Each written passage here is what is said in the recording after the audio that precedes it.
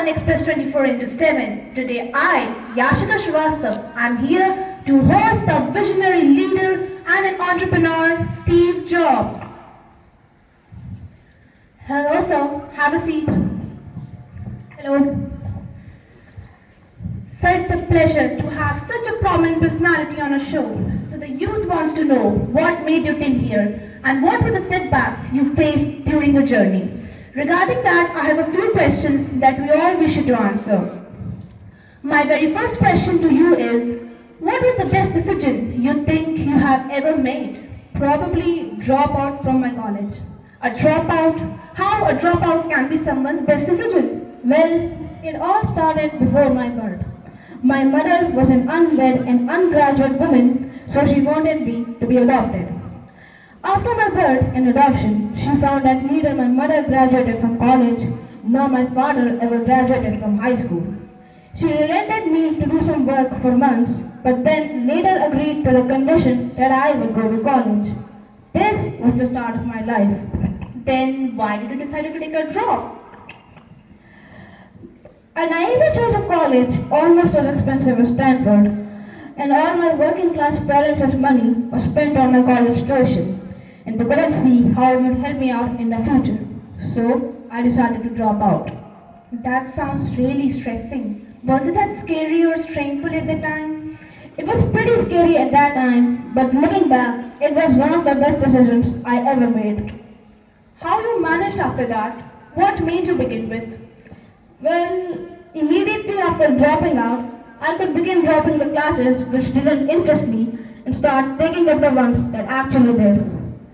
I would sleep on the floor in my college friends' dorm rooms, return Coke bottles for the 5-cent deposits, and walk 7 miles every Sunday night to get one good meal at the Hare Krishna temple. Then what was the mark that gave you a start?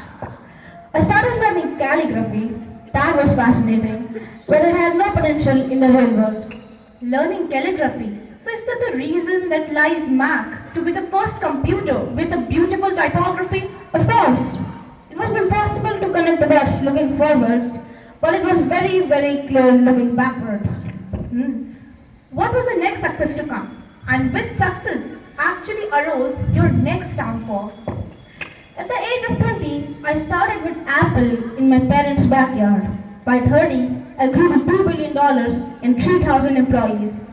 That's a massive success in less time. Now, is the downfall about being fired out from the same company that you started? Yeah. After a while, we hired someone we thought was very talented.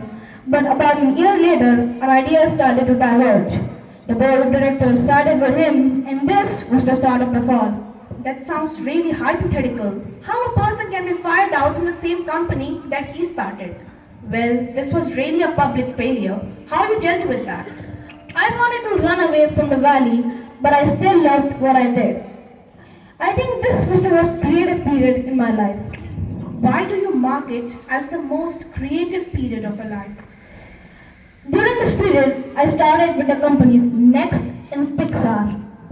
Pixar means the same company that created world's first computer animated feature film Toy Story, the most successful animation studio in the world. Yeah.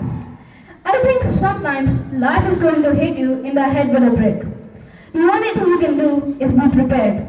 The only way to be successful in life is to love what you do. If you don't, you should keep looking and never settle.